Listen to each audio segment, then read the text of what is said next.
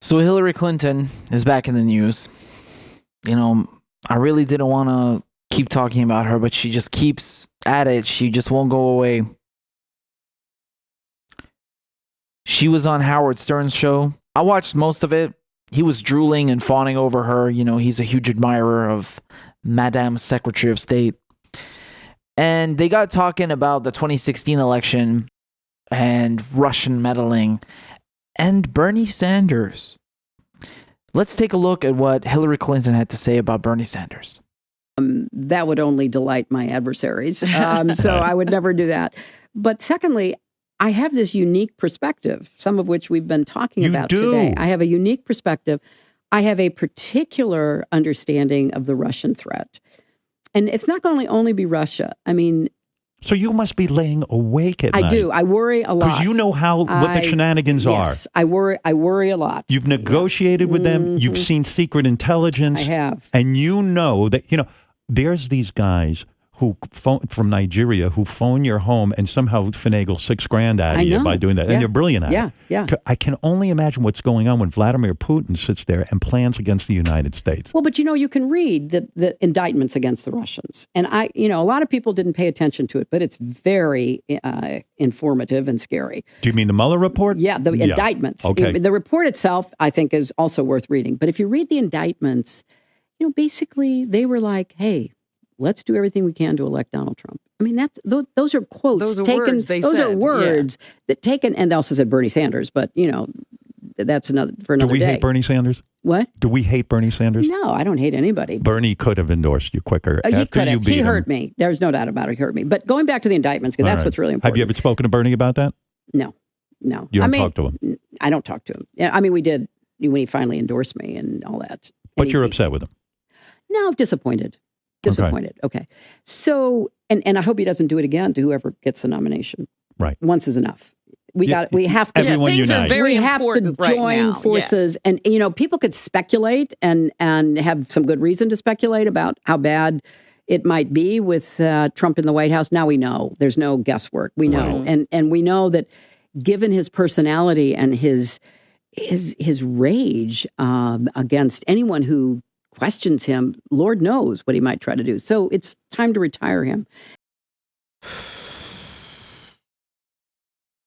Where do I begin? There's so much wrong with this. There's so much to unpack here. Once again, as usual, just like her supporters do, all the Hillbots and the centrist Democrats and these brainless sheep, they're blaming Bernie Sanders again. Like, how dare you run? How dare you even contemplate running for president? How dare you? How dare you not bow down to Queen Hillary and get in line? You pig. How did he hurt her? She's saying Bernie Sanders hurt me. What, by running for president? Does that mean you hurt Obama in 2008 when you were running? Let me just remind people, when Barack Obama was running in 2008 and Hillary had already lost the nomination, she stayed in the primary. She kept running, even though there was no path for her to the nomination. Think about that for a second. Why didn't you drop out faster and endorse Barack Obama, Madam Secretary? Another reminder, more Bernie Sanders supporters voted for Hillary than Hillary supporters voted for Obama. Okay? Let me rephrase that. When Hillary lost the nomination, her supporters didn't all go and vote for Obama and get in line with the party. A lot of them went and voted for John McCain, the Republican. When Bernie Sanders lost the nomination, much more of his voters fell in line and voted for Hillary as opposed to Trump. As a matter of fact, double. Okay? So, how did he hurt you? Hillary Clinton was so arrogant in 2016. There are states that she didn't even go to. She didn't even visit. She didn't do any town halls. She didn't campaign in, didn't give any speeches. She just forgot about them because she thought that it's in the bag. She thought that she's just going to win. And it took Bernie Sanders going to those states to get some campaigning done on her behalf. Okay, so let me rephrase that. Bernie Sanders went and campaigned on Hillary Clinton's behalf in places that she didn't even bother going to. Now, if that doesn't blow your mind, well, this is once again the rationalization of the centrists that, don't look inwards, don't self-critique. No, blame the Russians, blame Trump, blame Bernie Sanders, but never yourself. Ever, ever. Don't ever do that. You can't touch Queen Hillary. What she is saying is an abomination in itself. We haven't even taken into account that she literally cheated to get the nomination. She cheated to get the nomination. She cheated. All right. Friendly reminder. 23 states went to Bernie Sanders. 23, man. That's almost half the states. Bernie had them in the bag. And the superdelegates were like, screw you, we're giving it to Hillary. Where's the democracy, man? She talks about the Electoral College. Oh, it's so bad. Yes, I agree. But then she supports superdelegates. No, get rid of the superdelegates. Get rid of the Electoral College. All of it. Make it a true democracy. You can't have it both ways, man. And then they go on and on perpetuating this whole Russiagate nonsense about, Putin did this and the hackers did this. Yeah, okay, whatever, man. I really don't know what to say. If you still believe this Russiagate nonsense, you need to understand it's a distraction.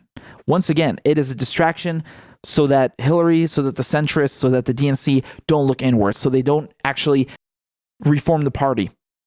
That's what it is. It's a distraction. They can't admit failure. They can't admit incompetence. So they have to find an alibi. They have to find a scapegoat, which is Trump, Putin, and Bernie Sanders. They have to do it. Because if they self-critique, it doesn't work. Okay?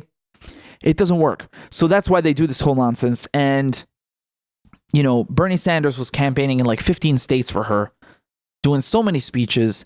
He endorsed her, he swallowed his pride. He got in line with the party. Should he have done that? Should he not have done that? At the end of the day, he did get behind her. So the fact that she's now coming on like 3 years later and being an ungrateful insert insult. I mean, come on, man. Come on. What is that? What is that? You can't win with the centrists. You can't win with the DNC. This is why you need to reform the system. This is why you need to overhaul it. It's very interesting also that she says, I hope he doesn't do it again. Do what again? Do what again exactly? Run for president? Do you mean he should not be the front runner? And if he doesn't get the nomination, if he doesn't get it, what should he not do? Support the nominee again, which he did last time? I don't understand what she's saying. I really don't understand this rationalization. And as usual, man, the centrists back on their bullshit. As usual. You can't win with them. You just can't. And this is why a lot of people were actually voting third party for Jill Stein, they felt disenfranchised by the DNC. And a lot of people were calling for Bernie Sanders to actually branch out, to leave the Democratic Party and make a third party, if you will. I mean, it's not the only one, but to make a new party, a progressive party. A lot of people were calling for that. It might have worked. I don't know. It's very interesting to me why Hillary Clinton keeps popping up recently. She's going on all these talk shows and dropping little landmines here and there about Tulsi Gabbard, about Jill Stein, about Bernie Sanders now. I mean, I can't believe that this is just to promote her book that she wrote with her daughter. I don't know what's going on here, man. I don't know. Do you guys think that she's going to jump in the race? Some say that it's a little too late, but I mean, just 2 weeks ago, we had Bloomberg jumping in. So you never know. Personally, I don't think she would do well if she jumped in now. Even with all her name recognition, I don't think that she could do it. She might jump in next time. You never know. But it's very interesting that she's just attacking progressives. She's attacking anyone who's to the left of the party. Anyone who's anti-war, anyone who's a progressive. She's going after them. It's very interesting. She hasn't said a sour word about Biden, Buttigieg, or any of the other ones, right? So notice that. Pay attention. I wouldn't be surprised if she dropped more BS in the near future. And by the way, there was a part where Howard Stern and Hillary, they started talking about free college and making fun of it like it's some insane pipe dream. Let's take a look at that. Bernie Sanders, and this was a perception I had. Mm-hmm.